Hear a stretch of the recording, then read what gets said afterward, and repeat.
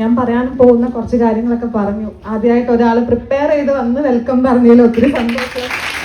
ഞാൻ വിചാരിച്ചു NPD എന്താണ് ഫുൾ ഫോം പോലും അറിയാത്ത കുറേ പേരുണ്ടാവും. Anyway it help your intro. Okay, so എൻ്റെ title NPD more than just self love എന്നാണ്. ഉച്ചയ്ക്ക് ശേഷമുള്ള മൈക്രോബയോളജി ക്ലാസ്സിലിരിക്കുന്ന പോലെ ദയവ് ചെയ്ത് ഇരിക്കരുത്. നിങ്ങൾക്ക് ആർക്കെങ്കിലും ഒക്കെ ഭാവിയിൽ മേ ബി ഉപയോഗപ്പെട്ടേക്കാം. ഓക്കെ, അപ്പം അങ്ങനെ ഒരു രീതിയിലാണ് ഈ ഒരു സെഷൻ കാണാൻ.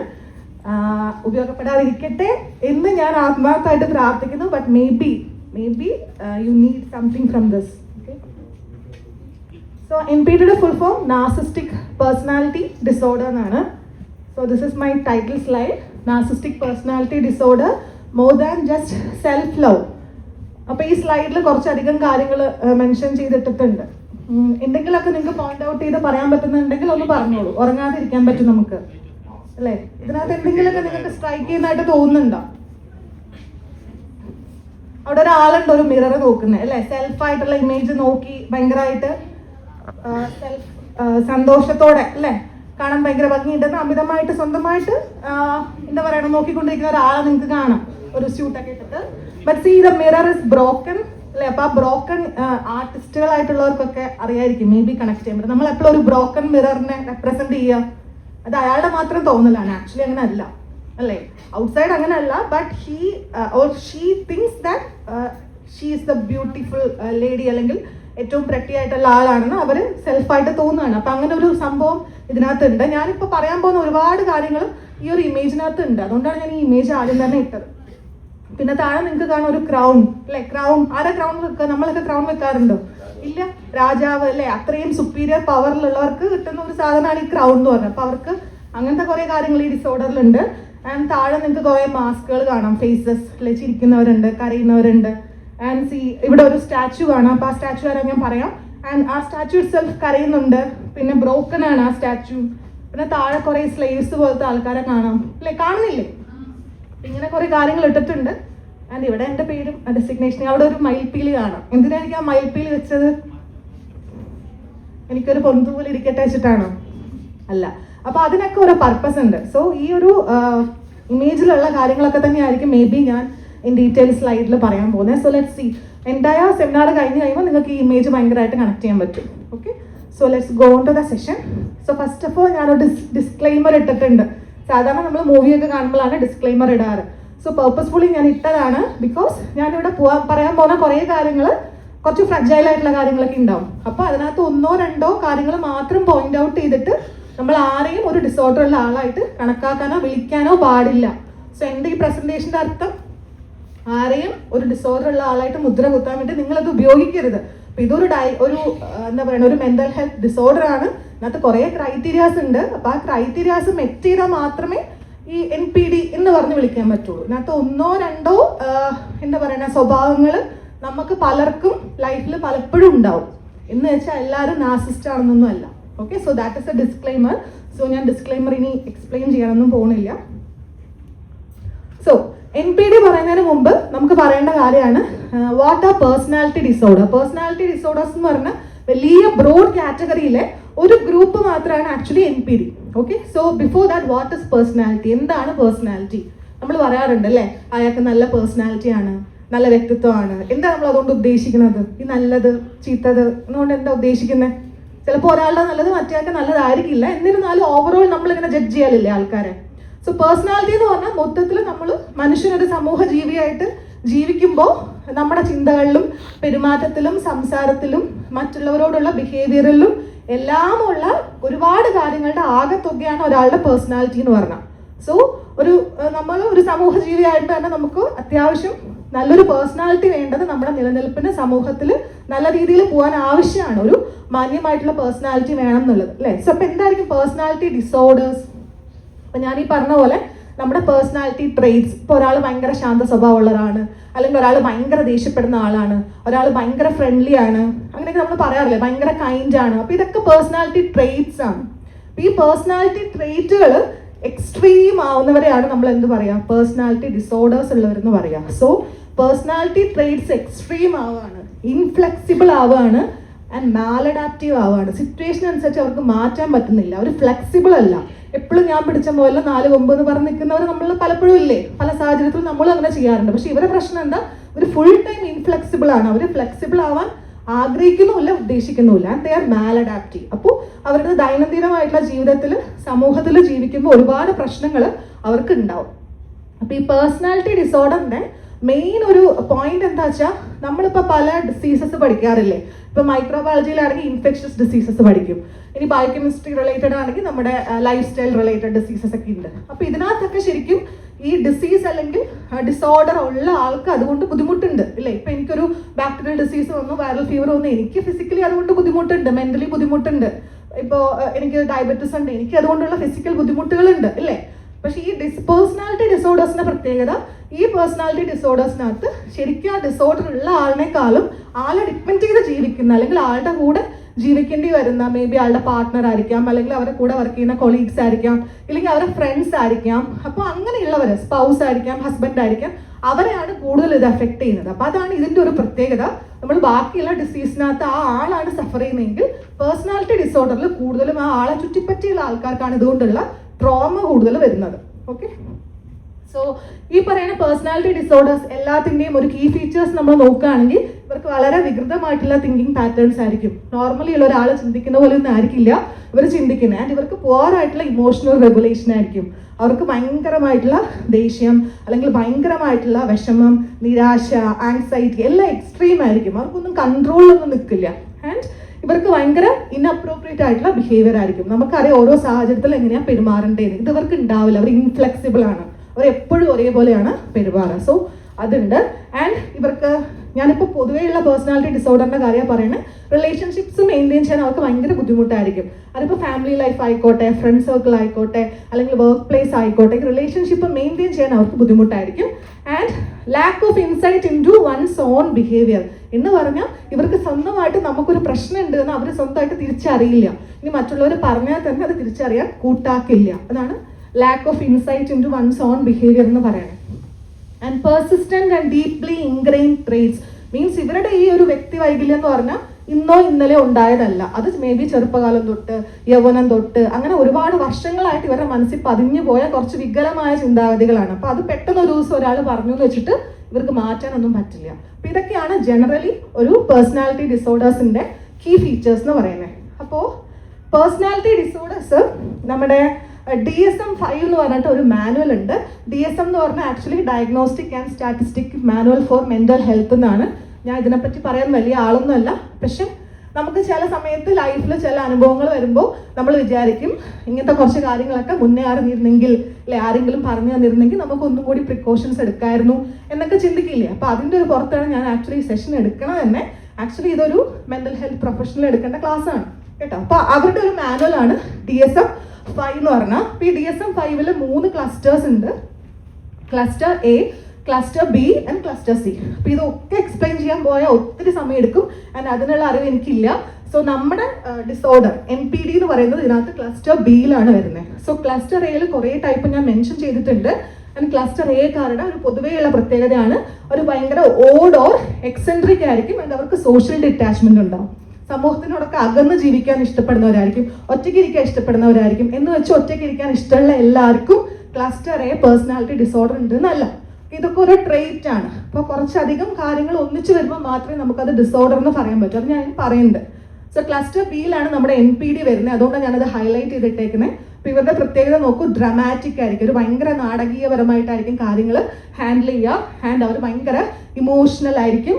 ആൻഡ് അവർ ഭയങ്കര ഇറേറ്റിക് ആയിരിക്കും. മറ്റുള്ളവർക്ക് ഒരു വിലയും കൊടുക്കാത്ത, ഇൻട്രോയിൽ പറഞ്ഞ പോലെ only self love, more than self love, ഞാനെന്ന ഭാവം മാത്രമേ ഉണ്ടാവുള്ളൂ. ക്ലസ്റ്റർ Cയിൽ ആങ്ഷ്യസും ഭയങ്കര ഫിയർഫുൾ ഒക്കെ ആയിട്ടുള്ള ആൾക്കാരാണ്.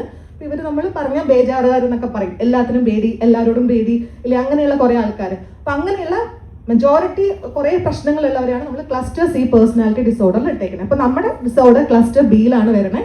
നമ്മുടെ ഡിസോർഡറിന്റെ കൂടുതൽ വിക്ടിംസ് ആയിട്ടുള്ളവർ ആരായിരിക്കും എന്ന് വെച്ചാൽ ഈ ക്ലസ്റ്റർ Cക്കാരായിരിക്കും. ഭയങ്കര പാവം പിടിച്ച സ്വഭാവമുള്ള, എല്ലാത്തിനും പേടിയില്ല, എല്ലാത്തിനും എല്ലാവരും ഡിപ്പെൻഡ് ചെയ്യുന്ന കുറേ ആൾക്കാരില്ലേ. അപ്പോൾ അവരെയാണ് ഈ NPDക്കാർ ചൂസ് ചെയ്യുക, യൂട്ടിലൈസ് ചെയ്യുക. പൊതുവെ അങ്ങനെയാണ് കാണാറ്. Okay, so that is clusters.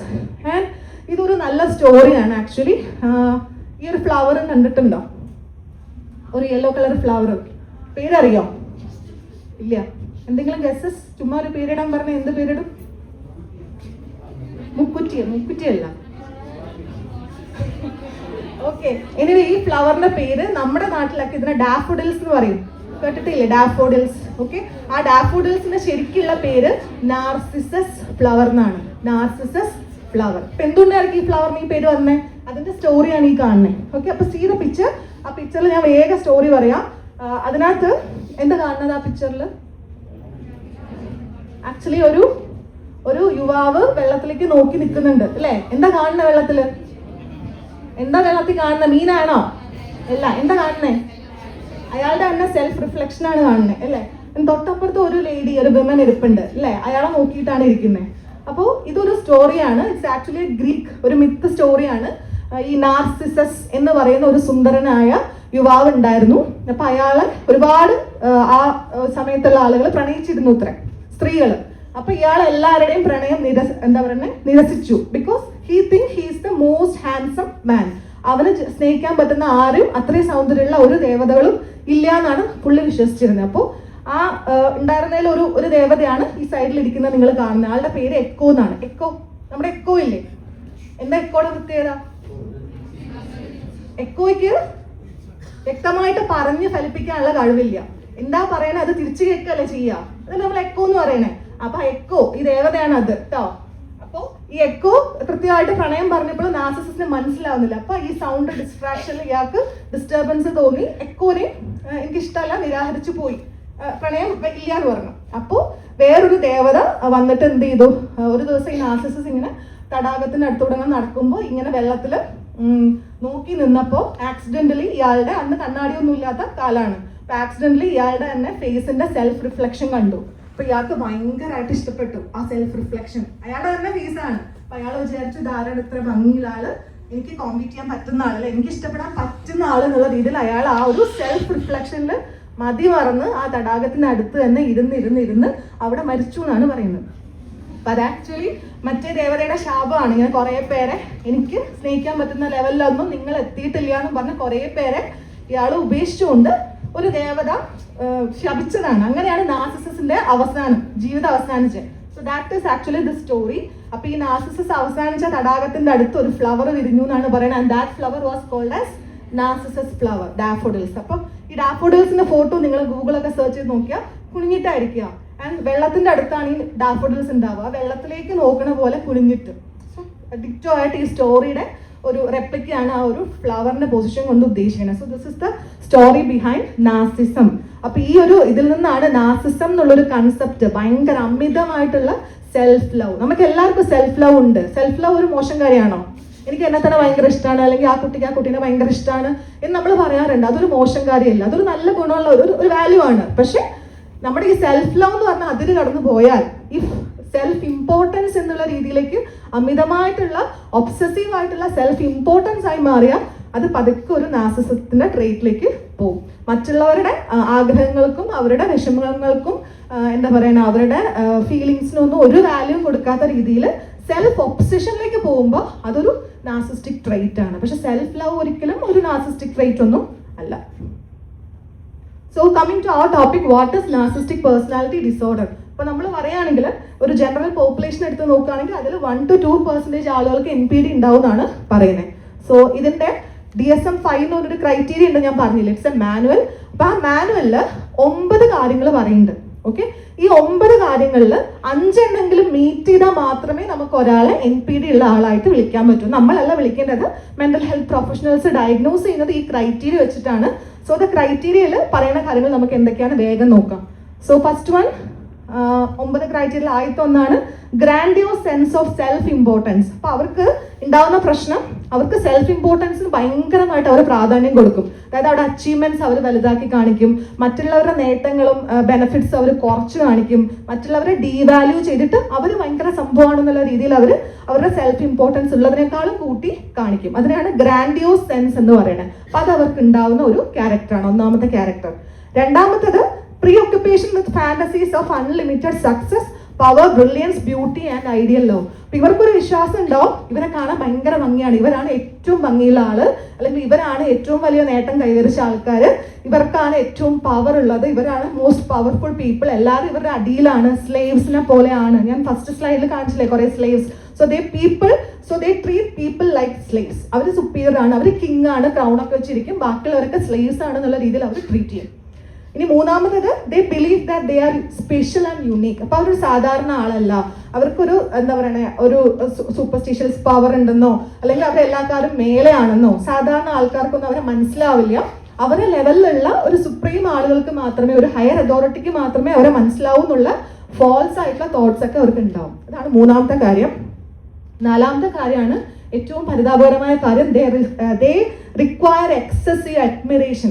Admiration നമ്മൾ പലപ്പോഴും പലരോടും പറയാറുണ്ട് അല്ലേ, നമ്മൾ പ്രശംസിക്കാറുണ്ട്, ആവശ്യമുള്ള കാര്യത്തിനൊക്കെ നമ്മൾ മറ്റുള്ളവരെ പ്രശംസിക്കാറുണ്ട്. പക്ഷെ ഇവർക്ക് എന്താ, എപ്പോഴും പ്രശംസ വേണം. പ്രശംസ സ്റ്റോപ്പായോ ഇവരുടെ തനി സ്വഭാവം പുറത്തു വരും. ഓക്കെ, ഇവർക്ക് ഭയങ്കര ദേഷ്യമായിരിക്കും, ഭയങ്കര വയലന്റ് ആവും. അങ്ങനെ എപ്പോഴും അവരെ ചെറിയ ചെറിയ കാര്യങ്ങളാണെങ്കിൽ പോലും നമ്മൾ കോൺസ്റ്റന്റ് ആയിട്ട് അവരെ പ്രശംസിച്ചുകൊണ്ടേ ഇരിക്കണം. സെൻസ് ഓഫ് എൻടൈറ്റിൽമെന്റ്, അവർ പ്രത്യേക രീതിയിൽ പരിഗണിക്കപ്പെടേണ്ടതാണെന്നുള്ളൊരു തോന്നൽ അവർക്ക് ഉണ്ടാവും. അപ്പൊ 5 എണ്ണമായി, ഇനി ഒരു 4 എണ്ണം കൂടെ ഉണ്ട്. Interpersonally exploitative, which means they take advantage of others to achieve their own needs. അപ്പൊ അവര് മറ്റുള്ളവരെ ഉപയോഗിച്ചിട്ട് അവരുടെ ആവശ്യം, അവരുടെ നേട്ടത്തിനും ലാഭത്തിനും വേണ്ടി മറ്റുള്ളവരെ ഉപയോഗിക്കും. ആ പരിപാടി കഴിയുമ്പോൾ അവരെ പുഷ്പം പോലെ വലിച്ചെറിയും. അപ്പൊ അതാണ് അവരുടെ വേറൊരു പരിപാടി, ലാക്ക് ഓഫ് എംപതി. ഇത് ഒരു ഭയങ്കര പ്രശ്നമാണ്. അവർക്ക് എംപതി എന്ന് പറഞ്ഞ, സഹാനുഭൂതി എന്ന് പറഞ്ഞ സാധനം അടുത്തു കൂടെ പോയിട്ടുണ്ടാവില്ല. മറ്റുള്ള ആൾക്ക് എൻ്റെ സംസാരം കൊണ്ട്, എൻ്റെ പ്രവൃത്തി കൊണ്ട് വിഷമം ഉണ്ടാവുന്നുണ്ട്, അല്ലെങ്കിൽ അവരുടെ ഡിഗ്രി ഓഫ്, അവർക്ക് എത്രമാത്രം നാശമാണ് ഞാൻ മൂലം ഉണ്ടായത് എന്നൊന്നും അവർക്ക് ചിന്തയിൽ പോലും വരില്ല. Lack of empathy. Open envious of others or believes others are envious of him or her. അവർക്ക് ആക്ച്വലി മറ്റുള്ളവരോട് ഭയങ്കര അസൂയയും കുശുമ്പൊക്കെ ആയിരിക്കും. എന്തെങ്കിലും ഹയർ ആയിട്ടുള്ള നേട്ടങ്ങൾ അവരെക്കാളും തൊട്ടടുത്തുള്ള ആരെങ്കിലൊക്കെ ഉണ്ടാക്കിയാൽ കുശുമ്പ് അസൂയായിരിക്കും. പക്ഷെ ഇവരെന്താ ചിന്തിക്കുക, ഇവർ ബാക്കിയുള്ളവരോടൊക്കെ പറയാം എല്ലാവർക്കും എന്നോട് അസൂയാണ്, എൻ്റെ നേട്ടത്തിൽ എല്ലാവർക്കും കുശുമ്പാണ്, അങ്ങനെയാണ് അവർ എക്സ്പ്രസ് ചെയ്യുക. പക്ഷെ നേരെ തിരിച്ചാണ് ആക്ച്വലി. ആൻഡ് 9ാമത്തത് shows arrogant haughty behaviour or attitudes. ഭയങ്കര മോശമായിട്ടുള്ള അഹങ്കാരത്തോടെയും കോപത്തോടെയൊക്കെയുള്ള ബിഹേവിയറും പെരുമാറ്റവും മാത്രമേ ഉണ്ടാവുള്ളൂ. ഇതാണ് DSM ക്രൈറ്റീരിയയിലെ 9 പോയിന്റ്സ്. ഈ 9 പോയിന്റിൽ 5 എണ്ണമെങ്കിലും മീറ്റ് ചെയ്യുന്ന ഒരാളെ മാത്രമേ നമുക്ക് എന്ത് വിളിക്കാൻ പറ്റുള്ളൂ, NPD ഉള്ള ആളെന്ന് വിളിക്കാൻ പറ്റൂ. ഈ പറഞ്ഞതിൽ 1-2 ട്രേറ്റ്സ് ഒക്കെ നമുക്കും പലപ്പോഴും ആഗ്രഹമുള്ള, നമുക്കിപ്പോൾ ഒരാൾ നമ്മൾ നല്ലത് ചെയ്താൽ പ്രശംസിക്കണം, നമുക്ക് ഇഷ്ടമുള്ള കാര്യമല്ലേ അല്ലേ, അതൊക്കെ നമുക്ക് ഇഷ്ടമാണ്. അപ്പോൾ ഇത് 1-2 കാര്യം വെച്ചൊന്നും NPD എന്ന് പറയാൻ പറ്റില്ല. ഈ 9 എണ്ണത്തിൽ 5 എണ്ണം മീറ്റ് ചെയ്താൽ NPD ആണ് ഡയഗ്നോസ് ചെയ്യാണ് സാധാരണ ചെയ്യുന്നത്. സോ സെയിം കാര്യങ്ങൾ തന്നെയാണ്. ഞാൻ ഒന്നും കൂടി കോർ സിംറ്റംസ്, ഈ 9 എണ്ണത്തിൽ കോർ സിംറ്റംസ് എഴുതാൻ ഇട്ടൂന്നേ ഉള്ളൂ. സോ ഇവിടെ 2 പിക്ചേഴ്സ് ഇട്ടിട്ടുണ്ട്. ഈ പിക്ചേഴ്സിൽ നിങ്ങൾക്ക് കാണാം, ആദ്യത്തെ പിക്ചറിൽ ക്രൗൺ ഒക്കെ വെച്ചിട്ട് സിംഹാസനത്തിൽ രാജാവിനെ പോലെ ഇരിക്കുന്ന ഒരാളെയാണ് കാണുന്നത്. So that is the grandiose self image. അവരെ തന്നെ ഒരു രാജകീയ സിംഹാസനത്തിൽ ഇരിക്കുന്ന രാജാവിന്റെ പവറുള്ള ആളായിട്ടാണ് കാണുന്നത്. പക്ഷെ അങ്ങനെയൊന്നും ആയിരിക്കില്ല. അവരുടെ കഴിവുകളും നേട്ടങ്ങളൊക്കെ എക്സാജറേറ്റ് ചെയ്ത് സമൂഹത്തിൽ കാണിച്ച് അങ്ങനെ അവരെ സമൂഹം ട്രീറ്റ് ചെയ്യണം എന്നാണ് വിചാരിക്കുന്നത് ആക്ച്വലി. ഇതും ഇപ്പോൾ ഹെലികോപ്റ്ററിൽ വന്ന് ഇറങ്ങുന്ന അല്ലേ, ഇതൊക്കെ ഇട്ട ഒരു എന്റർപ്രണറെ പോലത്തെ ഒരാളുണ്ട്. ഞാൻ കുറേ പേര് അവിടെ പ്രശംസിച്ചുകൊണ്ടിരിക്കുന്നുണ്ട്, വി ലവ് യു എന്നൊക്കെ പറഞ്ഞു. അപ്പോൾ അവർക്കത് എപ്പോഴും വേണം, കോൺസ്റ്റന്റ് ആയിട്ടുള്ള പ്രശംസ വേണം. എപ്പോൾ പ്രശംസ സ്റ്റോപ്പ് ചെയ്തു അപ്പോൾ അവരുടെ പ്രശ്നം തുടങ്ങും. So that is admiration seeking. Empathy deficit, ഈ ഒരു ഇമേജിൽ കാണാം, 2 പേര് കരഞ്ഞുകൊണ്ട് വിഷമിച്ചിരിക്കുന്നുണ്ട്, പക്ഷെ നടുക്കിരിക്കുന്ന ആൾ ഷൗട്ട് ചെയ്തുകൊണ്ടിരിക്കുകയാണ്. So they do not have empathy, അല്ലെങ്കിൽ അവർക്ക് മറ്റുള്ളവരുടെ പ്രശ്നങ്ങൾ മനസ്സിലാക്കാനോ തങ്ങൾ മൂലം മറ്റുള്ളവർക്ക് ഉണ്ടാകുന്ന ബുദ്ധിമുട്ട് എന്താണെന്ന് ചിന്തിക്കാൻ പോലുള്ള ബോധം ഇല്ല. That is empathy deficit. And defensive reaction, they often, ഞാൻ നേരത്തെ പറഞ്ഞ പോലെ അവർക്ക് ശരിക്കും മറ്റുള്ളവരോട് അസൂയയും കുശുമ്പൊക്കെ ആയിരിക്കും. പക്ഷെ അവർ പറയുക ബാക്കിയുള്ളവർക്ക് എന്നോട് അസൂയാണ്, എൻ്റെ അച്ചീവ്മെന്റിൽ നേട്ടത്തിൽ നിന്നായിരിക്കും അവർ പുറമെ എക്സ്പ്രസ് ചെയ്യുക. So these are the core symptoms of NPD. ഇനി നമ്മൾ ടൈപ്സ് ഓഫ് നാർസിസം നോക്കുകയാണെങ്കിൽ 3 ടൈപ്പ് നാർസിസം ആണ് സാധാരണഗതിയിൽ നമ്മുടെ പോപ്പുലേഷനിൽ കാണാറ്: ഗ്രാൻഡിയോസ്, വൾനറബിൾ ആൻഡ് മാലിഗ്നന്റ്. അപ്പോൾ ഇതിനൊക്കെ ഒരു എക്സാമ്പിൾ നമ്മുടെ ഫിലിമീനൊക്കെ ഇട്ടിട്ട് പറഞ്ഞു തരാമെന്നാണ് ഞാൻ വിചാരിച്ചത്. So it will be better, നിങ്ങൾക്ക് പെട്ടെന്ന് ഐഡന്റിഫൈ ചെയ്യാൻ പറ്റും. സോ ഗ്രാൻഡിയോസ് നമ്മൾ ഓൾറെഡി പറഞ്ഞു, അവർക്ക് എന്താ സെൽഫ് ഇമ്പോർട്ടൻസ് ഭയങ്കര ഇമ്പോർട്ടൻ്റ് ആയിരിക്കും അവർക്ക്. ആൻഡ് അവർക്ക് എപ്പോഴും പ്രശംസയും അഡ്മിറേഷനും വേണം. ഭയങ്കര ഡൊമിനൻ്റ് ആയിട്ടുള്ള ക്യാരക്ടറായിട്ട് എപ്പോഴും നിൽക്കാൻ അവർ ആഗ്രഹിക്കും. അറഗൻ്റ് ആയിട്ടുള്ള ബിഹേവിയർ ആയിരിക്കും. സുപ്പീരിയർ ആണ്, ഞാൻ എല്ലാവരെക്കാളും മേലെയാണ്, ബാക്കി എല്ലാവരും എൻ്റെ താഴെയാണ്, എൻ്റെ കസേര, എൻ്റെ പവർ എന്നുള്ള തോട്ട്സ് ഒക്കെ ഇവർക്ക് ഭയങ്കരമായിരിക്കും. അപ്പം ഇങ്ങനെയുള്ള ആൾക്കാരാണ് ഗ്രാൻഡിയോസ് NPD-യിൽ വരുന്ന കാറ്റഗറി. ഇപ്പൊ ഗ്രാൻഡിയോസ് ആയിട്ടുള്ള ഏതെങ്കിലും ക്യാരക്ടേഴ്സ് നിങ്ങൾ കണ്ടിട്ടുള്ള സിനിമയിൽ ആരെങ്കിലും ഉള്ളതായിട്ട് ഓർക്കുന്നുണ്ടോ? ഗ്രാൻഡിയോസ് ഈ പറഞ്ഞ കാര്യങ്ങൾ വെച്ചിട്ട്. ഇപ്പൊ ഞാൻ കുറച്ച് ഫഹദ് ഫാസിലിന്റെ ക്ലിപ്സ് ഇട്ടിട്ടുണ്ട്, so you can relate. So trance എന്ന് പറഞ്ഞ മൂവി ഓർമ്മയില്ലേ? ഓക്കെ, അതിനകത്ത് ജോഷുവ കാൾട്ടൺ എന്ന് പറഞ്ഞിട്ട് ഒരു പാസ്റ്റർ ആയിട്ട് വന്നിട്ടുണ്ടായിരുന്നു അല്ലേ? അപ്പൊ അതിനകത്തുള്ള ഒരു പാസ്റ്ററിന്റെ images actually example for a grandiose NPD. അപ്പൊ എന്തായിരുന്നു ജോഷുവയുടെ കാര്യം, കോമൺ സ്റ്റേറ്റ്മെന്റ്സ് എന്തൊക്കെയായിരുന്നു? ഐ ഡിസേർവ് സ്പെഷ്യൽ ട്രീറ്റ്മെന്റ്, എനിക്ക് പ്രത്യേക പരിഗണന വേണം, ഞാൻ എല്ലാവരെക്കാളും സുപ്പീരിയർ ആണ്, എല്ലാവരും എന്നെപ്പറ്റി അസൂയോടാണ് കാണുന്നത്, ഗോഡ് എന്നെയാണ് തെരഞ്ഞെടുത്തത്, ഇങ്ങനെ തുടങ്ങിയ കുറെ ഫാന്റസീസ് ജോഷുവയ്ക്ക് ഉണ്ട്. സോ ജോഷുവ ഒരു ടിപ്പിക്കൽ എക്സാമ്പിൾ ആണ്. നമ്മുടെ NPD-യുടെ 9 ക്രൈറ്റീരിയയിൽ 5 എണ്ണവും ആക്ച്വലി ജോഷുവ കാൾട്ടൺ എന്ന് പറഞ്ഞ ക്യാരക്ടർ മീറ്റ് ചെയ്യുന്നുണ്ട്. ഇനി ഇതാണ് നമ്മുടെ ഡയലോഗ്സ്. ആക്ച്വലി നമുക്ക് കറക്റ്റ് ക്ലൂ തരുന്ന ഡയലോഗ്സ് ആണ്. ദൈവം എന്നെയാണ് ചൂസ് ചെയ്തത്, ഇത് എല്ലാവർക്കും മനസ്സിലാവില്ല, സ്പെഷ്യലായിട്ട് ഞാൻ സ്പെഷ്യലായിട്ട് എനിക്കേ മനസ്സിലാവുള്ളൂ. ആൻഡ് അവർക്ക് എന്ത് കൊടുക്കണം ഞാൻ തീരുമാനിക്കും, ഞാനാണ് നിയന്ത്രിക്കുന്നത്, ഞാനാണ് കൺട്രോൾ ചെയ്യുന്നത് എന്നുള്ളൊരു സംഭവം. രണ്ടാമത്തെ ഒരു കുറച്ചുകൂടെ സിമ്പിൾ ആയിട്ടുള്ളതാണ്, എന്നാലും നമുക്കറിയാം അയ്യപ്പനും കോശി എന്ന് പറഞ്ഞ ക്യാരക്ടർ ഇല്ലേ? സോ ഞാൻ ആരാന്ന് നിനക്ക് അറിയാമോ, എനിക്ക് റൂൾസ് ഒന്നും ബാധകമല്ല, എന്നെ എല്ലാവരും സ്പെഷ്യലി ആണ് ട്രീറ്റ് ചെയ്യണേ, പിന്നെ എന്നെ പോലെയുള്ളവർ റൂൾസ് നമ്മുടെ ചുറ്റും നോക്കിയ സമൂഹത്തിലുണ്ട് കേട്ടോ. സോ ബട്ട് ഇറ്റ് ഇസ് അങ്ങനെ ആർക്കും ഫേസ് ചെയ്യേണ്ടാതിരിക്കട്ടെ എന്ന് പറയാനേ എനിക്ക് പറ്റുള്ളൂ. വൾണറബിൾ നാസിസം രണ്ടാമത്തെ നാസിസാണ്. വൾണറബിൾ എന്ന് പറഞ്ഞിട്ട് ബ്രാക്കറ്റിൽ കോവേർട്ട് എന്ന് ഇട്ടിട്ടുണ്ട്. ഇപ്പൊ കോവേർട്ട് എന്ന് പറഞ്ഞാൽ എന്താ? ഭയങ്കര നാടൻ കുടികളിൽ ലജ്ജാലുക്കളായിട്ടും അത്ര വലിയ സുപ്പീരിയോറിറ്റി വേണമെന്ന് ആഗ്രഹമൊന്നും ഇല്ലാത്തവരായിട്ട് നമുക്ക് പുറമേ തോന്നും, പക്ഷെ പുറമെയാണ് അത് അവരുടെ അഭിനയമാണ്, മാസ്കാണ്. ബട്ട് ഉള്ളിൽ എന്താണ്? ഇവർക്ക് ഇതേപോലത്തെ സെൽഫ് ഇമ്പോർട്ടൻസിന് ഒരുപാട് പ്രാധാന്യം കൊടുക്കുന്ന, എനിക്ക് പവർ വേണം, അധികാരം വേണം, എല്ലാം എൻ്റെ കൈക്കുമ്പിളിൽ ഒതുങ്ങണം എന്നൊക്കെയുള്ള ഒരുപാട് തോട്ട്സ് ഇവർക്കും ഉണ്ട്. അപ്പൊ ഇതിനൊരു ബെസ്റ്റ് എക്സാമ്പിൾ ആണ് നമ്മുടെ ഈ ജോജി സിനിമയിലെ ജോജി അല്ലേ? ജോജിനെ ഓർമ്മയില്ലേ? അപ്പൊ ജോജി ഇങ്ങനെയല്ലേ, ഒരു നാടൻ കുടുങ്ങി ഷൈയൊക്കെ ആയിരുന്നു, പക്ഷെ അവസാനമൊക്കെ ആകുമ്പോഴത്തേക്ക് നമ്മൾ എന്താ കാണുന്നത് അല്ലേ? ആ കുടുംബത്തിന്റെ സ്വത്തും കാര്യങ്ങളും എല്ലാം പിടിച്ചെടുക്കാൻ വേണ്ടിയിട്ട് ഉള്ളവരെ എല്ലാം കൊല്ലുന്നു, അപ്പനെ കൊല്ലുന്നു, എല്ലാം പവർ വേണം, അധികാരം വേണം, സ്വത്ത് വേണം, എല്ലാം എൻ്റെ കാൽ കീഴിലാവും, ഇത്ര നാൾ ഞാൻ വേസ്റ്റ് ആയിപ്പോയി, ഇനി എനിക്ക് എല്ലാം പിടിച്ചെടുക്കണം, ഇങ്ങനെയുള്ള കുറേ തോട്ട്സ് ജോജിക്കുണ്ട്. അപ്പോൾ ഈ പറയുന്ന ജോജി ഒരു ടിപ്പിക്കൽ എക്സാമ്പിൾ ആണ്. ഈ വീട്ടിൽ ഞാൻ ഇത്ര കാലം വേസ്റ്റ് ആയിപ്പോയി, എല്ലാം കഴിഞ്ഞ് ഞാൻ ഫ്രീ ആവും, ലൈഫ് സെറ്റ് ആവും, ഇതെല്ലാം എൻ്റെ ആണ്, ഇങ്ങനെയൊക്കെയുള്ള കുറേ ഡയലോഗ്സ് ജോജിൻ്റെതും ഈ പറഞ്ഞ കോവേർട്ട് നാർസിസം സാറ്റിസ്ഫൈ ചെയ്യുന്നുണ്ട്. അപ്പോൾ ക്രൈറ്റീരിയ ഈ പറഞ്ഞ 9 ക്രൈറ്റീരിയയിൽ 5-ൽ കൂടുതൽ ജോജി ആക്ച്വലി മീറ്റ് ചെയ്യുന്നുണ്ട്. ഇനി നമ്മുടെ ലാസ്റ്റ് ടൈം മാലിഗ്നന്റ്. അപ്പൊ ഇത് ഏത് എക്സാമ്പിൾ ആയിരിക്കും? ഫഹദ് ഫാസിലിന്റെ തന്നെ പറയുകയാണെങ്കിൽ മാലിഗ്നന്റ് നാർസിസം, ഏറ്റവും കൂടുതൽ ആന്റി സോഷ്യൽ ബിഹേവിയർ ഉള്ള, അഗ്രഷൻ ഉള്ള, പാരനോയ ഉള്ള, അത്യാവശ്യം 9 ക്രൈറ്റീരിയ മീറ്റ് ചെയ്യാൻ പറ്റുന്ന ഒരു ക്യാരക്ടർ ഫഹദ് ഫാസിലിന്റെ ഏതായിരിക്കും? ഷമ്മി അല്ലെ? കുമ്പളങ്ങി നൈറ്റ്സിലെ ഷമ്മി അല്ലെ? അപ്പൊ ഷമ്മിന്റെ എന്താണ്? സാഡിസം ആണ്, റിവെഞ്ച് സീക്കിംഗ് ആണ്, ആൻഡ് എന്താ ടോക്സിക് റിലേഷൻഷിപ്പ് ഉണ്ട്, അബ്യൂസീവ് ആണ്. ആൻഡ് ഷമ്മിയുടെ ഡയലോഗ്സ് അല്ലെ, ഷമ്മി ഹീറോ ആടാ ഹീറോ, പിന്നെ എന്താ ഞാൻ പറഞ്ഞ പോലെ എല്ലാവരും ചെയ്യണം, കുറേ വൃത്തികേടുകളൊക്കെ കാണിച്ചിട്ടും പറയും നിന്റെ നന്മയ്ക്ക് വേണ്ടിയ മോളെ ഞാനിതെല്ലാം ചെയ്യണത്. അപ്പൊ അവര് സാറ്റിസ്ഫൈ ചെയ്യിക്കുന്നുണ്ട്, മീൻസ് അവര് പറഞ്ഞിട്ട് നേരെ തിരിച്ചു വെക്കുന്നുണ്ട് അല്ലെ, എല്ലാം നിന്റെ നന്മയ്ക്ക് വേണ്ടിയിട്ടാണ്, അവരെ ജസ്റ്റിഫൈ ചെയ്യുന്നുണ്ട് ഇത്രയും മോശം കാര്യങ്ങൾ ചെയ്തിട്ട്. സോ ഷമ്മിയും ഈ പറഞ്ഞ DSM 9 ക്രൈറ്റീരിയയിൽ 5 എണ്ണവും 5 കൂടുതലും മീറ്റ് ചെയ്യുന്നുണ്ട്. So these are the 3 typical examples for NPD that I can give from film. എല്ലാം ഫഹദ് ഫാസിലാണ് അല്ലേ? അപ്പോൾ പുള്ളിക്ക് NPD-ന്റെ എല്ലാ ട്രേറ്റ്സും എക്സ്പ്ലെയിൻ ചെയ്യാൻ പറ്റി ത്രൂ ഫിലിം.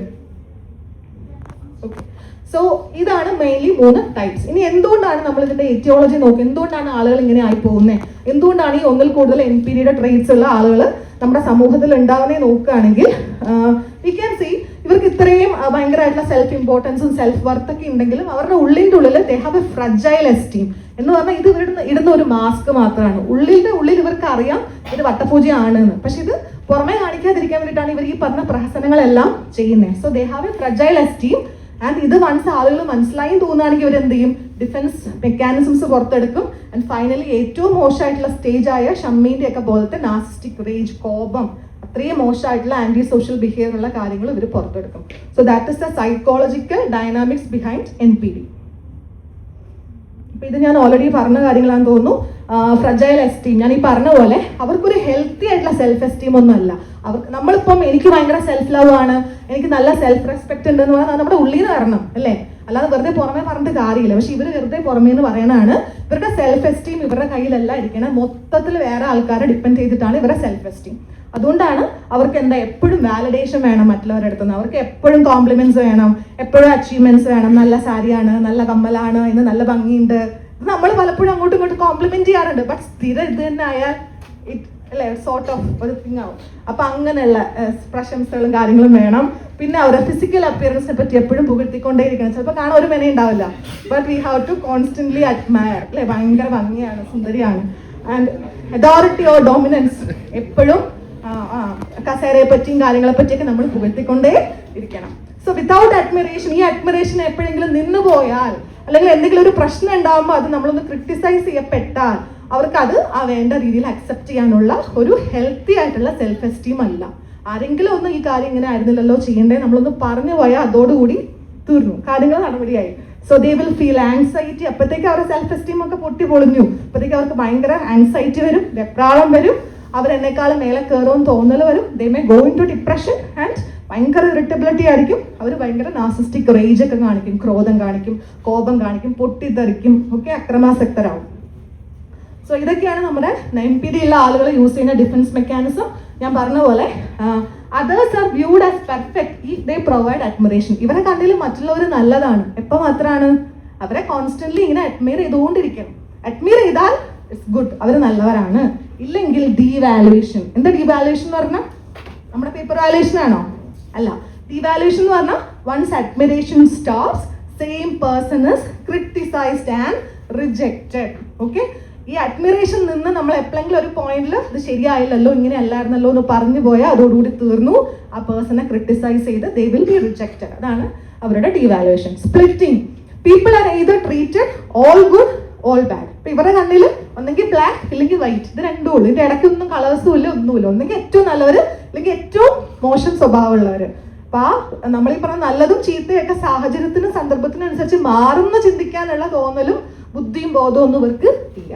അപ്പൊ അതാണ് സംഭവം. Projection, unacceptable feelings, envy, weakness are attributed to others. മറ്റുള്ളവരോട് ഭയങ്കര കുശുമ്പൊക്കെ ആയിരിക്കും. And refusal to accept personal flaws or mistake. എന്തെങ്കിലും ഒരു കാര്യത്തിൽ എൻ്റെ ഭാഗത്തായിരുന്നു തെറ്റെന്ന് പരിപൂർണ്ണ ബോധം ഉണ്ടെങ്കിൽ അവരത് സമ്മതിക്കില്ല. അത് മാക്സിമം മറ്റുള്ളവരുടെ മേത്ത് കെട്ടിവെച്ചിട്ട് അവർ മാനിപ്പുലേറ്റ് ചെയ്യും. ഭയങ്കരമായിട്ടുള്ള മാനിപ്പുലേറ്റീവ് ബിഹേവിയർ ഇവർക്ക് ഉണ്ടാവും. സോ ഇത് ഞാൻ ഓൾറെഡി പറഞ്ഞതാണ്, അതുകൊണ്ട് ഞാൻ ഇനിയും പോണില്ല. And what are the impact of NPD? അപ്പൊ ഞാൻ ഇത്രയും കാര്യങ്ങൾ പറഞ്ഞതെന്ന് നിങ്ങൾക്ക് എന്താ തോന്നുന്നത്? ഇതൊരു സീരിയസ് ആയിട്ടുള്ള പ്രശ്നമാണോ? അത് വലിയ കുഴപ്പമില്ല, വിട്ടേക്കാന്ന് പറയുന്ന ക്യാരക്ടറാണോ ഈ ഷമ്മിയും ജോജിയും ഒക്കെ? അല്ല അല്ലേ? അപ്പൊ ഞാൻ നേരത്തെ ഇൻട്രോയിൽ പറഞ്ഞ പോലെ തന്നെ നമുക്കൊരു ഡിസീസ് അല്ലെങ്കിൽ ഡിസോർഡർ ഉണ്ടെങ്കിൽ നമുക്ക് ഫിസിക്കലി ബുദ്ധിമുട്ടുണ്ടാകുന്നതിനേക്കാളും ഈ പറയുന്ന മെന്റൽ ഹെൽത്ത് ഡിസോർഡേഴ്സിനകത്ത്, എസ്പെഷ്യലി പേഴ്സണാലിറ്റി ഡിസോർഡേഴ്സിനകത്ത് ആ പറയുന്ന പേഷ്യന്റിനെക്കാളും സഫർ ചെയ്യുന്നത് അയാളുമായിട്ട് ഡിപ്പെൻഡ് ചെയ്ത് കിടക്കുന്ന മറ്റുള്ളവരാണ് അല്ലേ? So what are the things they will face? Relationship conflicts, workplace problems and social dysfunction. So relationshipinathu common problems include lack of emotional intimacy, ഒന്നും പാർട്ട്ണറോട് ഉണ്ടാവില്ല. ആൻഡ് ഭയങ്കരമായിട്ടുള്ള മാനിപ്പുലേറ്റീവ് ബിഹേവിയർ, ചുമ്മാ അങ്ങോട്ടും ഇങ്ങോട്ടും തെറ്റുകൾ കെട്ടിവെക്കാനുള്ള ടെൻഡൻസി കൂടുതലായിരിക്കും. ഇമോഷണലി പാർട്ട്ണറെ അവർ എക്സ്പ്ലോയിറ്റ് ചെയ്യും. ഭയങ്കര കൺട്രോളിങ്ങും മാനിപ്പുലേറ്റീവ് ആയിരിക്കും. ആ പാർട്ട്ണറിന്റെ മൊത്തം കൺട്രോൾ, അവർക്കൊരു സ്വന്തമായിട്ടൊരു വ്യക്തിത്വമോ ഒരു ഐഡന്റിറ്റിയോ ഒന്നും ഇല്ലാത്ത രീതിയിൽ മൊത്തം കൺട്രോൾ ഇവരെടുക്കും. ഓക്കെ, ആൻഡ് റിപ്പീറ്റഡ് ആയിട്ട് കോൺഫ്ലിക്ട്സ് ഉണ്ടാവും. ആൻഡ് ഞാൻ നേരത്തെ പറഞ്ഞ പോലെ ഐഡിയലൈസേഷൻ.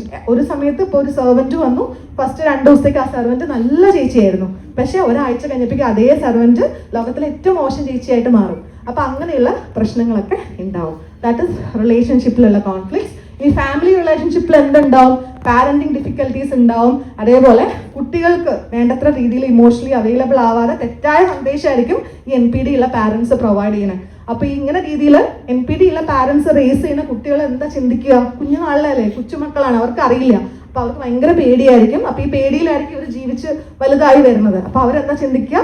ആരെന്ത് പോക്രത്തരം ചെയ്താലും അഡ്മയർ ചെയ്തുകൊണ്ടിരിക്കണം, പ്രശംസിച്ചുകൊണ്ടിരിക്കണം അല്ലേ, അല്ലെങ്കിൽ എനിക്ക് ദോഷം വരും. അപ്പൊ അങ്ങനെയുള്ള ബിഹേവിയർ ഉള്ള കുട്ടികളായിട്ട് മാറും ഇത്തരത്തിലുള്ള പാരന്റ്സ് വളർത്തുന്ന കുട്ടികൾ. അവർക്ക് ഭയങ്കര ആൻസൈറ്റി ആയിരിക്കും, അവർക്ക് ലോ സെൽഫ് വർത്ത് ആയിരിക്കും ആ കുട്ടികൾക്ക് ഉണ്ടാവുക. ആൻഡ് പീപ്പിൾ പ്ലീസിങ് ടെൻഡൻസി, ആവശ്യത്തിന് പ്ലീസ് ചെയ്യണം, പക്ഷെ അനാവശ്യത്തിന് എല്ലാത്തിനും പീപ്പിളിനെ പ്ലീസ് ചെയ്യാൻ. കാരണം ഇവരങ്ങനെയാണ് പഠിച്ചേക്കുന്നത്. ആ പാരൻസ് പ്ലീസ് ചെയ്തില്ലെങ്കിൽ ഇവർ ഉപദ്രവിക്കും അല്ലെങ്കിൽ വഴക്ക് പറയും. അതുകൊണ്ട് അവർക്ക് ചുമ്മാ ഇങ്ങനെ പ്ലീസ് ചെയ്യാനുള്ള ടെൻഡൻസി ഭയങ്കര കൂടുതലായിരിക്കും. സോഷ്യൽ റിലേഷൻഷിപ്പ് മെയിൻലി അവർക്ക് സൂപ്പർഫിഷ്യൽ ആയിട്ടുള്ള ഫ്രണ്ട്ഷിപ്പേ ഉണ്ടാവുള്ളൂ. പറയുമ്പോൾ 1000 ഫ്രണ്ട്സ് ഉണ്ടെങ്കിൽ അതിനകത്ത് വോത്തി ആയിട്ടുള്ള ഒരാൾ പോലും ഉണ്ടാവില്ല. And difficulty maintaining long term bonds, ഒരുപാട് നാളത്തേക്ക് നിലനിൽക്കുന്ന ബോണ്ടുകളും ഫ്രണ്ട്ഷിപ്പും ഒന്നും അവർക്ക് ഉണ്ടാവില്ല. ഫ്രീക്വന്റ് ഇന്റർപേഴ്സണൽ കോൺഫ്ലിക്ട്സ് ഉണ്ടാവും. സോഷ്യൽ ഐസൊലേഷൻ ഓവർ ടൈം, കുറെ നാൾ കഴിയുമ്പോഴേക്കും ഇവരുടെ സ്വഭാവം മനസ്സിലാക്കി കഴിയുമ്പോൾ ഇവരുടെ അടുത്തേക്ക് കൂട്ടുകൂടാനും അല്ലെങ്കിൽ കൂടെ പോകാനും വർക്ക് ചെയ്യാനൊന്നും ആരും ഇല്ലാതാവും. So they will be isolated over time. അതാണ് ഗ്രാജുവലി സംഭവിക്കുക. ബട്ട് ഇനീഷ്യലി ഈ പ്രശ്നങ്ങളൊന്നും അവർ അറിയാതെ പോകും. ഓക്കെ, സോ പോസിറ്റീവ് ഏർലി എഫക്ട്സും നെഗറ്റീവ് ആയിട്ടുള്ള ലോങ് ടേം എഫക്ട്സും നമ്മുടെ അക്കാഡമിക് ഫംഗ്ഷനിങ്ങിലും അതുപോലെ തന്നെ വർക്ക് പ്ലേസിലും ഉണ്ടാവാറുണ്ട്. സോ മെയിൻ ആയിട്ട് അതിലത്തെ നെഗറ്റീവ് ലോങ് ടേം എഫക്ട്സ്, അവർക്ക് അതോറിറ്റിയെ അക്സെപ്റ്റ് ചെയ്യാൻ ഭയങ്കര പാടായിരിക്കും. കാരണം ഇവരുടെ ചിന്ത എന്താ, ഇവരാണ് സുപ്രീം, അവരാണ് കിങ്, അവരുടെ കയ്യിലാണ് പവർ, അവർ പറയുന്ന എല്ലാവരും കേൾക്കണം, ബാക്കി എല്ലാവരും സ്ലേവ്സ് പോലെയാണ്. വാട്ട് എവർ ഇറ്റ് ഇസ്, നല്ലതായിരിക്കാം ചീത്തയായിരിക്കാം, പക്ഷെ അവർ പറയുന്ന അനുസരിച്ചോണം എന്നുള്ളൊരു ചിന്ത ഉണ്ടാവും. സോ അതൊരു ലോങ് ടേം എഫക്ട് നോക്കുമ്പോൾ നെഗറ്റീവ് എഫക്റ്റ് ആണ്. പോർ ടീം വർക്ക് ആയിരിക്കും. ഇനീഷ്യലി 1-2 കാര്യത്തിനൊക്കെ വേണ്ടിയിട്ട് കുറച്ച് പേരൊക്കെ കൂടെ നിർത്തി കാര്യങ്ങളൊക്കെ സാധിച്ച ശേഷം വൺസ് എന്തെങ്കിലും കാര്യത്തിന് ക്രിട്ടിസൈസ് ചെയ്യപ്പെട്ടാൽ ഈ പറഞ്ഞ പോലെ ഡീവാലുവേഷനും റിജക്ഷനും തുടങ്ങും. സോ പോർ ടീം വർക്ക് ആയിരിക്കും. കൊളീഗ്സിനെ എക്സ്പ്ലോയിറ്റ് ചെയ്യും. ഞാൻ പറഞ്ഞു ഇവർക്ക് എമ്പതി ഇല്ല. ഞാൻ പറയുന്ന സംസാരത്തിൽ നിന്നോ ഞാൻ ചെയ്യുന്ന പ്രവൃത്തി കൊണ്ടോ മറ്റുള്ളവർക്ക് എത്ര രീതിയിലുള്ള നഷ്ടങ്ങൾ ഉണ്ടാവുന്നൊന്നും ചിന്തയൊന്നുമില്ല. സോ അവർക്ക് അവരുടെ അപ്പത്തെ കാര്യം നടക്കണം, അവരുടെ ഇമേജ് പോകാൻ പാടില്ല. സോ ദേ വിൽ എക്സ്പ്ലോയിറ്റ്, കൊളീഗ്സിനെ എക്സ്പ്ലോയിറ്റ് ചെയ്യും. ഇൻടോളറൻസ് ടു ഫീഡ്ബാക്ക്, അവർക്ക് ഫീഡ്ബാക്ക് ഒന്നും സഹിക്കാനുള്ള പവർ ഉണ്ടാവില്ല. And workplace conflicts often in the same pattern, only the victims change. ഇപ്പൊ ഇത്തരത്തിലുള്ള ആളുകൾ അതോറിറ്റി ആയിട്ട് സുപ്രീം പവറിലൊക്കെ ഇരിക്കുമ്പോഴുള്ള പ്രശ്നം, അവർ പോകുന്ന എല്ലാ സ്ഥലത്തും പ്രശ്നം ഉണ്ടാവുന്നുണ്ടാവും. സെയിം പാറ്റേണിലുള്ള പ്രശ്നങ്ങളായിരിക്കും, വിക്ടിംസ് മാത്രമായിരിക്കും ചേഞ്ച് ചെയ്യണത്. അപ്പോൾ ഈ വിക്ടിംസ് നമ്മൾ മേ ബി ഹിസ്റ്ററി ഒക്കെ നോക്കുമ്പോഴായിരിക്കും ഇങ്ങനെ ഒരു കാര്യങ്ങളൊക്കെ മനസ്സിലാവുക. സോ ഇതൊരു മെയിൻ പോയിന്റ് ആണ്. അവരുടെ കോൺഫ്ലിക്റ്റ് ഉണ്ടാക്കുന്ന പാറ്റേൺ പലപ്പോഴും സെയിം ആയിരിക്കും, അവരുടെ വിക്ടിംസ് മാത്രമാണ് മാറാം. So this will result in job instability. ഇങ്ങനെയുള്ള ആൾക്കാരെ അതോറിറ്റിയിൽ മാനേജ്മെന്റ് ഒക്കെ ആണെങ്കിൽ വെച്ചുകൊണ്ടിരിക്കുമോ? ഇല്ല. They will loose there jobs gradually and they will loose there reputation also, damage reputation. So this is the last slide, treatment. അപ്പൊ ഇങ്ങനെയുള്ള ആൾക്കാർക്ക് നമുക്ക് എന്ത് ട്രീറ്റ്മെന്റ് ആണ് കൊടുക്കാൻ പറ്റുക? അപ്പൊ ഇതിനെപ്പറ്റി എനിക്ക് ആധികാരികമായിട്ടൊന്നും തന്നെ പറയാൻ അറിയില്ല. So this is what I got. So സൈക്കോതെറാപ്പിയാണ് മെയിൻ ട്രീറ്റ്മെന്റ് എന്ന് പറയുന്നത്. അപ്പൊ സൈക്കോതെറാപ്പി എന്താണെന്ന് ഞാൻ നോക്കിയപ്പോൾ അവരുടെ എന്തുകൊണ്ട് അവർ ഇങ്ങനെ ആയി, അപ്പൊ അവരുടെ ചൈൽഡ്ഹുഡ് എക്സ്പീരിയൻസ് എന്തൊക്കെയാണ്, എന്ത് ട്രോമ റിലേറ്റഡ് ആണ് ഇവർക്ക് ഇങ്ങനത്തെ ട്രേറ്റ്സ് ബിൽഡ് ചെയ്ത് തുടങ്ങിയ കാര്യങ്ങളൊക്കെ അനലൈസ് ചെയ്തിട്ട് അതിനുള്ള സൊല്യൂഷൻസ് എക്സ്പേർട്സ് പറഞ്ഞു കൊടുക്കുന്ന ഒരു രീതിയാണ് ആക്ച്വലി ഈ സൈക്കോതെറാപ്പി. So that is a main treatment. രണ്ടാമത്തത് cognitive behavioural therapy, which means രണ്ടാമത്തെ സ്റ്റേജ് ആകുമ്പോഴത്തേക്ക് ഒന്നുകൂടി അവരെ കറക്റ്റ് ചെയ്ത് സൊസൈറ്റിയിൽ അല്ലെങ്കിൽ മറ്റുള്ളവരോട് എങ്ങനെ പെരുമാറണം, അവരുടെ ബിഹേവിയറിൽ എന്തൊക്കെ ചേഞ്ചസ് വരുത്തണം, പ്രശ്നമില്ലാതെ സമൂഹജീവിയായിട്ട് ജീവിക്കണമെങ്കിൽ ഇങ്ങനെയൊക്കെ അവരെ കറക്റ്റ് ചെയ്യുന്ന ഒരു തെറാപ്പിയാണ്. മൂന്നാമത്തത് സ്കീമ തെറാപ്പി. എഗെയിൻ ചൈൽഡ്ഹുഡിൽ ഉണ്ടായിട്ടുള്ള അവരുടെ പ്രശ്നങ്ങൾ കറക്റ്റായിട്ട് സോർട്ട് ഔട്ട് ചെയ്ത് അതുവഴി അവർക്കുള്ള പരിഹാരങ്ങൾ ഫ്യൂച്ചറിലേക്ക് പ്രൊവൈഡ് ചെയ്യുന്ന രീതിയിലുള്ള തെറാപ്പിയാണ്. And last one is mentalization based therapy. ഇത് ഓരോരുത്തരുടെ ഇമോഷൻസ്, നമ്മളൊരു സമൂഹജീവിയായിട്ട് ജീവിക്കുമ്പോൾ നമ്മുടെ ഇമോഷൻസ് മാത്രമല്ല മറ്റുള്ളവരുടെ ഇമോഷൻസ് മനസ്സിലാക്കാൻ നമുക്ക് പറ്റണം അല്ലേ? അപ്പം അത് മറ്റുള്ളവരുടെ കാര്യങ്ങൾ എങ്ങനെ മനസ്സിലാക്കി എങ്ങനെ ഓരോ സാഹചര്യത്തിനനുസരിച്ചിട്ട് ഫ്ലെക്സിബിൾ ആയിട്ട് റിജിഡ് ആവാതെ പെരുമാറാം, ബിഹേവിയർ ചെയ്യാം എന്നൊക്കെ അവരെ കറക്റ്റ് ചെയ്യുന്ന ഇതൊക്കെ എക്സ്പേർട്സ് ആണ് ചെയ്യുക. സാധാരണ ഒരാൾക്ക് പോയിട്ട് ഞാൻ വന്ന് NPD ട്രീറ്റ്മെന്റ് തരാമെന്നൊന്നും പറഞ്ഞ് പോകാൻ പറ്റില്ല. അപ്പോൾ അവർ അവരുടെ ഓരോ കൗൺസിലിംഗ് സെഷൻസ് വഴിയായിരിക്കും ഈ പറഞ്ഞ ട്രീറ്റ്മെന്റ് എല്ലാം. ഇതെല്ലാം ബേസിക്കലി കൗൺസിലിംഗ് ആണ്, ഒന്നിലും തന്നെ മരുന്നുകളൊന്നും യൂസ് ചെയ്യുന്നില്ല. സോ ലാസ്റ്റ്ലി നമുക്ക് ഫാർമക്കോളജിക്കൽ ട്രീറ്റ്മെന്റ്സ് ഉണ്ട്, പക്ഷെ അത് NPDക്കായിട്ട് ഇന്ന മരുന്ന് കഴിച്ചാൽ NPD മാറും അങ്ങനെയൊന്നുമില്ല. ഇപ്പം NPD ഉള്ള ഒരാൾക്ക് അവരുടെ പല ഫേസസിൽ മേ ബി NPD ഉള്ള ആള് അല്ലെങ്കിൽ NPDയുടെ വിക്ടിം ആയിരിക്കും പലപ്പോഴും ഡോക്ടേഴ്സിനെയും കൗൺസിലിങ്ങിനൊക്കെ പോകുന്നത്. അപ്പോൾ അവർക്ക് എന്താണോ അവരുടെ ട്രോമ, ആ ട്രോമയ്ക്ക് റിലേറ്റഡ് ആയിട്ടുള്ള ട്രീറ്റ്മെന്റ്. ഓക്കെ, അപ്പോൾ അതിനുള്ള മെഡിസിൻസ് ഡിപ്രഷന്, ആങ്സൈറ്റിക്ക്, അതേപോലെ തന്നെ മൂഡ് ഇൻസ്റ്റബിലിറ്റിക്ക്, ഇങ്ങനെയുള്ള കാര്യങ്ങൾക്കൊക്കെയുള്ള മെഡിസിൻസ് ആയിരിക്കും പ്രൊവൈഡ് ചെയ്യുക. സോ കോമൺ ആയിട്ട് ആൻറ്റി ഡിപ്രസൻസും അതേപോലെ തന്നെ മൂഡ് സ്റ്റെബിലൈസേഴ്സ് ഒക്കെയാണ് ഇവർക്ക് കൊടുക്കുന്ന മരുന്നുകൾ. Last slide, supportive therapy. അപ്പോൾ നമുക്ക് എന്താ ചെയ്യാൻ പറ്റുക? ഇങ്ങനെയുള്ള ഒരാളുടെ കൂടെ നമ്മൾ ജീവിക്കേണ്ടി വരികയാണ് ആക്സിഡൻ്റലി, അല്ലെങ്കിൽ വർക്ക് പ്ലേസിൽ നമുക്ക് വർക്ക് ചെയ്യേണ്ടി വരികയാണ്, അല്ലെങ്കിൽ ഫ്രണ്ട് സർക്കിളിൽ ഇങ്ങനെ ഒരാളുണ്ട്. അപ്പോൾ നമുക്ക് എന്താ ചെയ്യാൻ പറ്റുക? ഇങ്ങനെയുള്ള ആൾക്കാരെ മാക്സിമം ഈ പറഞ്ഞ കാര്യങ്ങൾ പറഞ്ഞ് മനസ്സിലാക്കാൻ പറ്റെങ്കിൽ ചെയ്യാം, ഇല്ലെങ്കിൽ അതിന് വേണ്ട ഏറ്റവും ബെസ്റ്റ് കാര്യം എന്ന് പറഞ്ഞാൽ വി ഹാവ് ടു എസ്കേപ്പ് അല്ലെ? നമ്മുടെ ലൈഫിന് ആദ്യം ഇമ്പോർട്ടൻസ് കൊടുക്കുക. ഇപ്പൊ ഷമ്മീൻ്റെ കൂടെ ജീവിക്കുക, ഷമ്മീനെ പറഞ്ഞ് റെഡിയാക്കി കൗൺസിലിംഗ് ചെയ്ത് ജീവിക്കാൻ പറ്റുമായിരുന്നോ? ഇല്ല. So first give priority to your life, do escape. അവരുടെ കാര്യങ്ങൾ അവർക്ക് ഇത് മനസ്സിലാവില്ല, അവരുടെ പ്രശ്നങ്ങൾ മനസ്സിലാവാൻ കാലങ്ങൾ എടുക്കും. അല്ലെങ്കിൽ അത്രയും നല്ല എക്സ്പേർട്ട് സൈക്കോളജി സെഷൻസ് ഒക്കെ അറ്റൻഡ് ചെയ്താൽ മാത്രമായിരിക്കും കൗൺസിലിങ്ങിലൂടെ അവർക്ക് അവരുടെ പ്രശ്നം മനസ്സിലാവുള്ളൂ. അപ്പം അതുവരെ നമ്മുടെ ലൈഫ് ഇന്നോ നാളെയോ എന്ന് പറഞ്ഞ് കളയേണ്ട കാര്യമില്ല അല്ലേ. So do escape. That is my take home message. So take home message, if you are a victim, എന്ത് ചെയ്യണം? നാർസിസ്റ്റിക് അബ്യൂസിന്റെ വിക്ടിമാണ് നിങ്ങളെങ്കിൽ don't wait long for the person to change. The possibility is very less. Instead give priority to your life and do escape. അവർ നന്നാവുകയാണെങ്കിൽ നന്നാവട്ടെ, അവർക്ക് തന്നെ തോന്നിയിട്ട് അവർ പോകണം അല്ലേ, എന്നാലേ അവരെ നന്നാക്കാൻ പറ്റൂ. ഇല്ലാതെ 1-2 ആൾക്കാരെ വിചാരിച്ചു വെച്ചിട്ട് അവരെ നമുക്ക് നന്നാക്കാനും പറ്റില്ല. കാരണം ഇത് 1-2 ദിവസത്തെ കാര്യമൊന്നും അല്ല ഈ ബിൽഡ് ചെയ്ത പേഴ്സണാലിറ്റി ട്രേറ്റ്. മേ ബി ചെറുപ്പം തൊട്ട് ഇവരുടെ ചൈൽഡ്ഹുഡ് തൊട്ട് തുടങ്ങിയ അവരുടെ സ്വഭാവ രൂപീകരണത്തിൽ വന്ന ഈ പറഞ്ഞ പ്രശ്നങ്ങളാണ്. അപ്പോൾ ഇറ്റ് ടേക്സ് ടൈം അല്ലേ.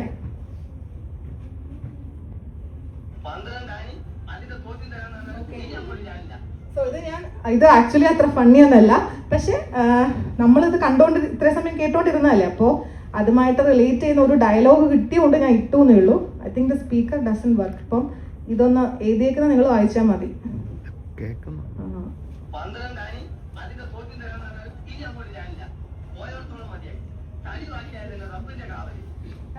മാമുക്കോന്റെ ഒരു ഡയലോഗാണ്, 12 ആനയും അതിൻ്റെ തോട്ടിയും തന്നാലും ഇനി ആ പരിസരത്തേക്കില്ല, റബ്ബിന്റെ കാവല് ഉള്ള ജീവിതം ആക്കിയിട്ട് തന്നെ വലിയ കാര്യമാണ്. അപ്പൊ അങ്ങനെ വേണം നമ്മൾ, if you are a victim, നമ്മൾ ഈ രീതിയിൽ നമ്മൾ ആദ്യം പ്രൊട്ടക്ട് ചെയ്യുക, എന്നിട്ട് അവരുടെ കാര്യങ്ങൾക്ക് വേണ്ട കാര്യങ്ങൾ ചെയ്യാൻ പറ്റുമെങ്കിൽ ചെയ്യാം. Okay, so that is